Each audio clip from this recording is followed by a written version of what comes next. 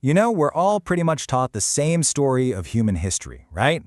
It's this neat, straight line that goes from, say, stone tools all the way to skyscrapers. But what if that's not the whole story? What if that tidy timeline we all know is just a thin coat of paint? And underneath it is an abyss of time so deep we can't even really comprehend it. What if our story is way, way older than we think?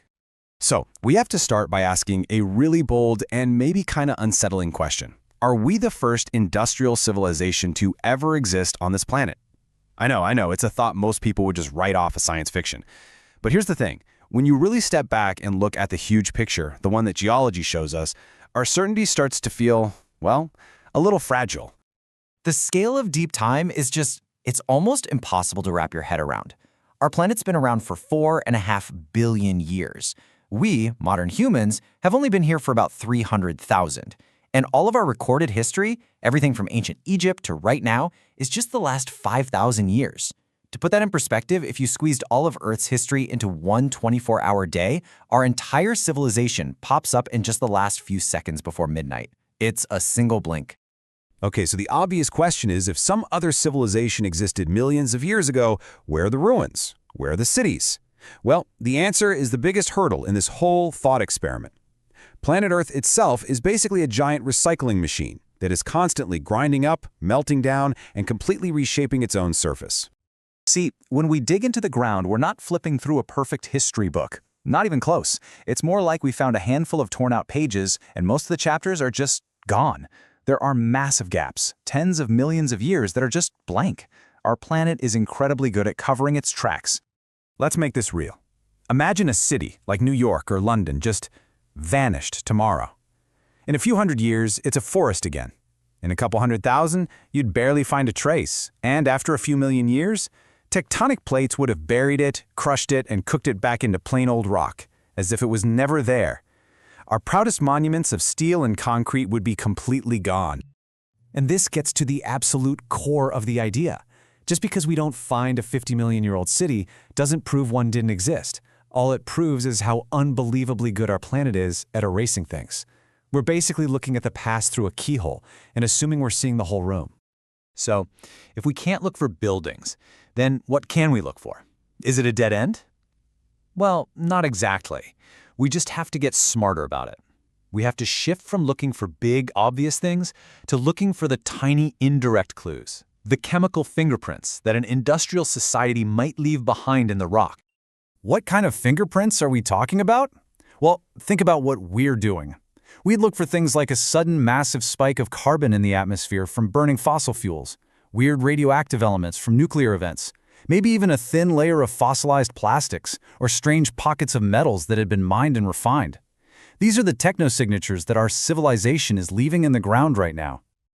And this leads to a pretty stunning paradox, doesn't it? The stuff that might last the longest isn't the great art, or the beautiful buildings, or the profound philosophy. It's the accidental byproducts, the pollution, the waste. A civilization's trash might literally outlast all of its treasures. Okay, so let's shift gears. We've talked about the clues buried in stone. But what about clues buried in something else that's incredibly persistent?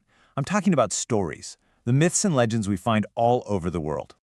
The similarities are they're striking. You take the story of a giant world-ending flood. It's not just in one culture. You find it in ancient Sumeria, in India, in the Americas, and the details are so often the same. You have to ask yourself, is this all just a massive coincidence? Or are these stories faint echoes of a real global catastrophe that got seared into our collective memory? And it's not just about floods. The idea of a highly advanced lost civilization is everywhere. Atlantis, of course, is the most famous one, but there's also Lemuria and Mu. All over the world, in cultures that never met, you find this same theme.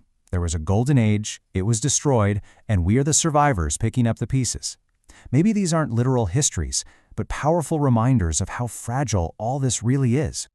And this is where the whole thought experiment really comes full circle and turns back on us. Thinking about a lost world isn't just a cool intellectual exercise. It forces us to hold up a mirror to our own time, to our own civilization. Think about it. Our greatest strength is that we're all connected globally. Information, trade, travel, it's amazing. But that's also our greatest weakness. We've built this incredibly complex system where one major shock, a pandemic, a massive power grid failure, you name it, could cause the whole thing to come crashing down like a house of cards. And if you really want a dose of humility, just look at this.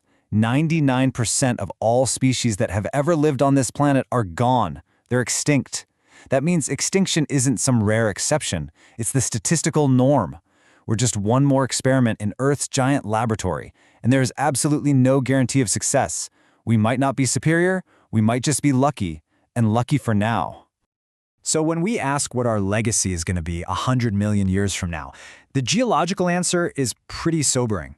Our most lasting mark, the thing that will scream, "We were here," probably won't be our art or our ideas. It'll be the chemical mess we're leaving behind in the rocks.